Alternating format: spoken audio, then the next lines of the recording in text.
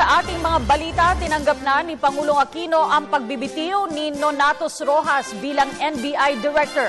Inatasan ni Pangulong Aquino si Justice Secretary Laila De Lima para mangasiwa sa NBI at manguna sa paghahanap ng OIC. Samantala, muli namang nilinaw ng palasyo ang pag-alis ng sistema ng pork barrel. Nag-uulat si Rocky Ignacio live mula sa Malacanang. Rocky. Maraming salamat, Cathy. Sinabi nga ng Malacanang na bagamat halos sa isang taon lamang nanungkulan bilang NBI Director si Nonatos Rojas, kinikilala naman ni Pangulong Aquino ang malaking kontribusyon nito sa transformation ng NBI. Samantala, biniweltahan naman ng Malacanang ang mga oposisyon sa pagsasabing target lamang umano ng investigasyon sa pork barrel scam ang mga hindi kaalyado ng administrasyon. Paliwanag ni Valte, mas matibay daw ang ebidensya at nasabing pamumulitika. Malungkot na tinanggap ni Pangulo Aquino ang pagbibitiw sa pwesto ni NBI Director Nonatos Rojas. Sa statement ng Pangulo, sinabi nito na bagamat maikling panahon lamang ito nakapagserbisyo, malaki naman ang naitulong ni Rojas sa transformation ng NBI. Matapos rin malagay ang NBI sa controversial dahil sa aligasyon laban kay dating Director Magtanggol Gatdula na umano'y kidnapping at extortion. Dagdag pa ng Pangulo, gustuhin man nito na mapanatili si Rojas sa pwesto, kinikilala rin ito na mabigyan tuon na rin ito ang kanyang kalusugan. Kasunod nito, itinalaga ng Pangulo si Justice Secretary Laila De Lima na mag-supervise sa NBI pati na ang pagpili na magiging officer in charge para tiyakin ang operasyon. Nauna na ipinahayag ng Malacanang na ipinaubayan ng Pangulo kay De Lima na pumili ng OIC kung ito man ay kukunin sa DOJ o sa mismong NBI.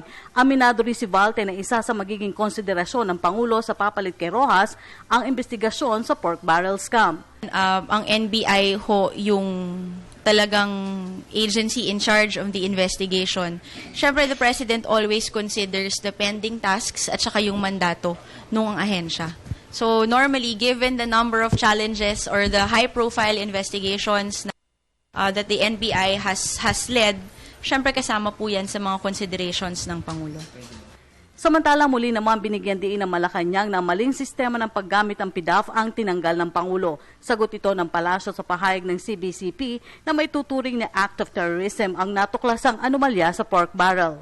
An act of terrorism, perhaps that is